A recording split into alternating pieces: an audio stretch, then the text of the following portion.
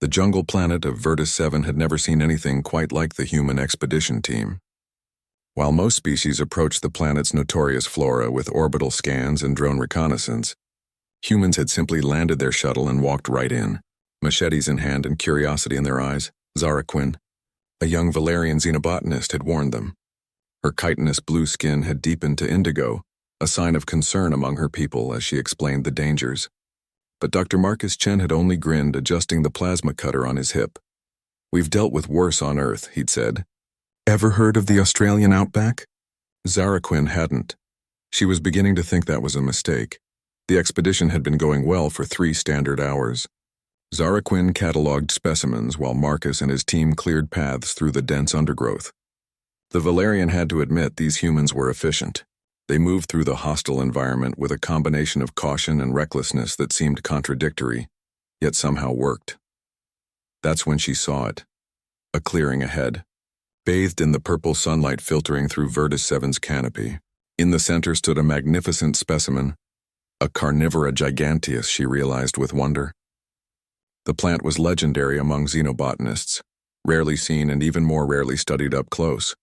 Its massive bulbous body rose 12 feet high, covered in bioluminescent patterns that pulsed hypnotically.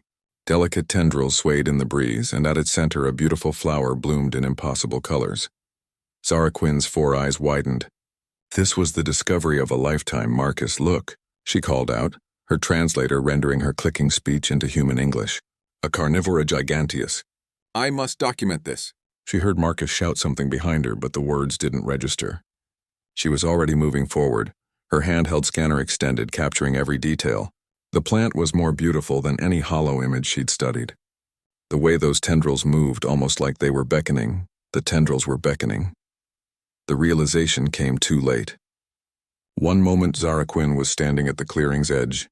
The next, the tendrils had lashed out with impossible speed, wrapping around her torso and limbs. She barely had time to scream before she was yanked forward, pulled inexorably toward the plant's opening maw. Terror flooded her system. The plant's interior was lined with thousands of needle-like teeth, already secreting digestive enzymes that hissed against her protective suit. The tendrils constricted, pulling her deeper. Her legs disappeared into the dark cavity, then her waist. The pressure was crushing. This was how she would die, dissolved slowly in the belly of her life's passion. The irony would have been funny if she weren't so utterly terrified.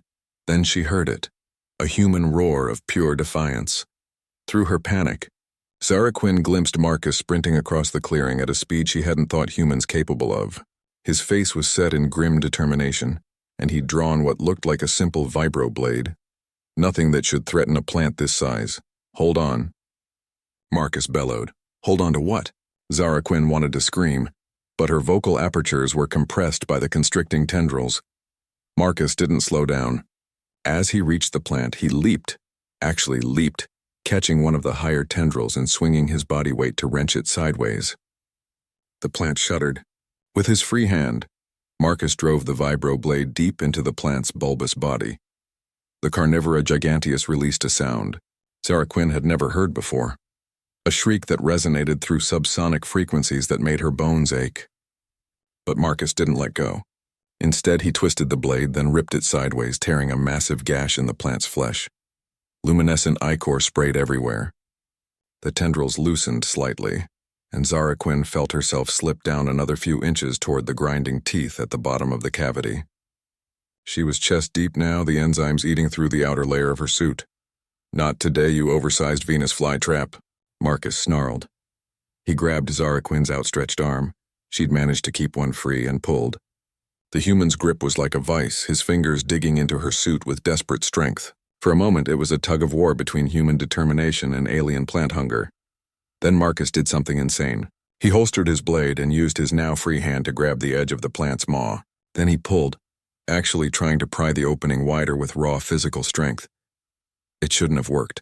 By every calculation Zara Quinn had ever learned, human muscle density versus plant tensile strength meant this was impossible. But Marcus was screaming with effort, tendons standing out on his neck, and incredibly, the maw was opening. "Come on," he roared, and with one final heave, he yanked Zara Quinn free. They tumbled backward together, rolling across the clearing as the Carnivora giganteus thrashed in pain and fury behind them.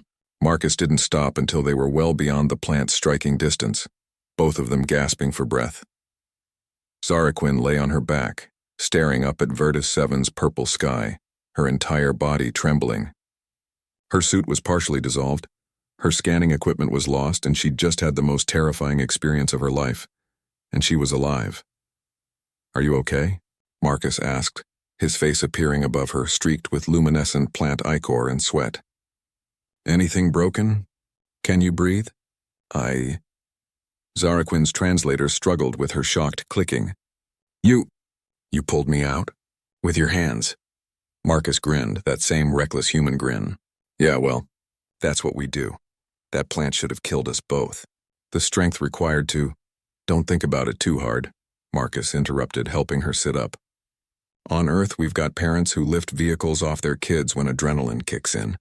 Something about fight-or-flight response. Humans are, well, we're stubborn when it comes to keeping people alive." The rest of the team had caught up, surrounding them with concerned questions. But Zaraquin barely heard them. She was staring at Marcus, at this human who'd just done the impossible because someone was in trouble. Later, back on the shuttle, Zaraquin would file her report. She would note that humans possessed an unusual ability to exceed their normal physical limitations during crisis situations. She would recommend that all Galactic Council xenobiological surveys include at least one human team member for emergency extraction scenarios. But what she would remember, what would stay with her for the rest of her long Valerian life, was the simple truth she'd learned in that clearing. When a human said they dealt with worse, they weren't bragging. They were just stating a fact, and thank the stars for that.